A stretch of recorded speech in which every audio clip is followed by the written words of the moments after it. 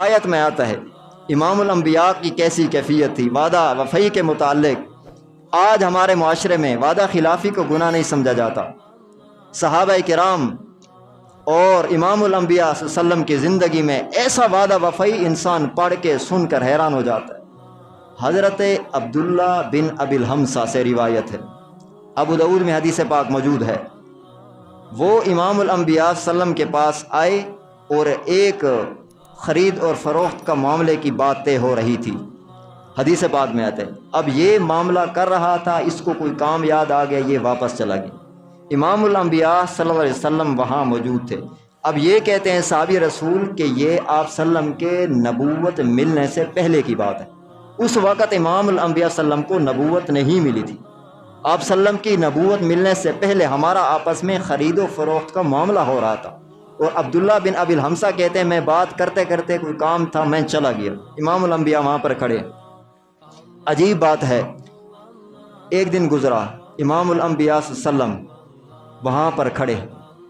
دوسرا دن گزرا، امام الانبیاء گھر نہیں گئے، اسی جگہ پہ کھڑے۔ تیسرا دن گزرا، امام الانبیاء صلی اللہ علیہ وسلم اسی جگہ کھڑے۔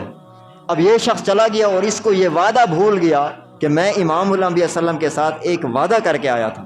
جب 3 دن گزر کے حدیث پاک میں آتا ہے، اس کو بعد میں یاد آیا کہ میں نے تو امام الانبیاء کے ساتھ بات کر رہا تھا اور میرا کوئی کام تھا، میں واپس چلا آیا، وہ مجھے تو بھول گیا۔ واپس لوٹا، امام الانبیاء صلی اللہ علیہ وسلم کے مکان پہ پہنچا۔ گھر والوں نے بتایا کہ امام الانبیاء 3 دن سے گھر میں نہیں ہے، 3 دن سے گھر میں نہیں ہے، امام الانبیاء اسی جگہ کھڑے ہیں۔ 3 دن منہ سے کہنا آسان ہے، اس بات کو پڑھنا آسان ہے، اس بات کو بیان کرنا آسان ہے، اس پہ عمل کرنا۔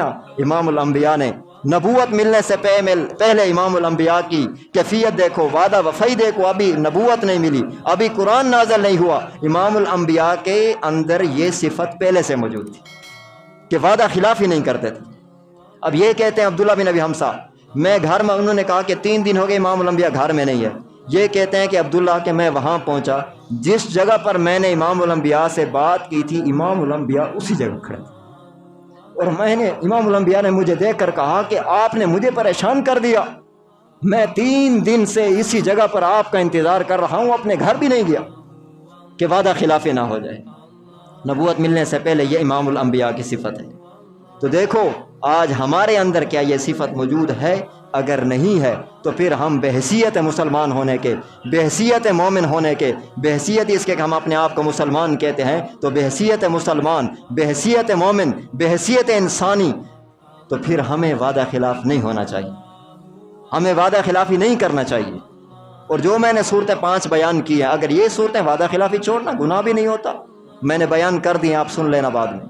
5 صورتوں کے علاوہ کسی کے ساتھ وعدہ کر کے وعدہ خلافی کرنے سے اللہ نے بھی منع فرمایا ہے، امام الانبیاء نے بھی منع فرمایا ہے۔ وعدہ خلافی کرنا اور انبیاء کا طریقہ بھی نہیں، صحابہ کرام کا طریقہ نہیں، وعدہ خلافی کرنا تابعین کا طریقہ بھی نہیں، تبع تابعین کا طریقہ بھی نہیں، محدثین کا طریقہ بھی نہیں، مفسرین کا طریقہ بھی نہیں، علماء کا طریقہ بھی نہیں، صلحاء کا طریقہ بھی نہیں، شہداء کا طریقہ بھی نہیں، مجاہدین کا طریقہ بھی نہیں، مسلمانوں کا طریقہ بھی نہیں، مومنوں کا طریقہ بھی نہیں۔ وعدہ خلافی کرنا یہ منافقوں کا کام ہے، مومنوں کا کام نہیں۔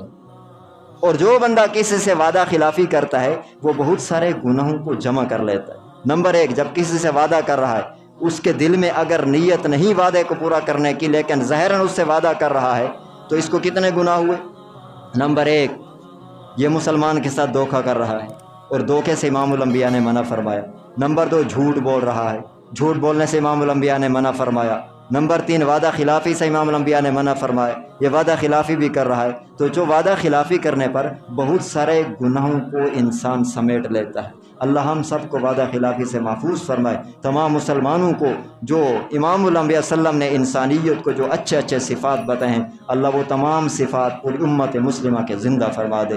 جو کہا ہے سنا ہے، اللہ سب سے پہلے مجھے اور اللہ ہم سب کو اس پر عمل کرنے کی توفیق نصیب فرما کر دنیا آخرت میں اللہ ہم سب کو اپنے محبوب اور پسندیدہ لوگوں میں شامل فرمائے۔ وآخر دعوانا الحمد للہ رب العالمین۔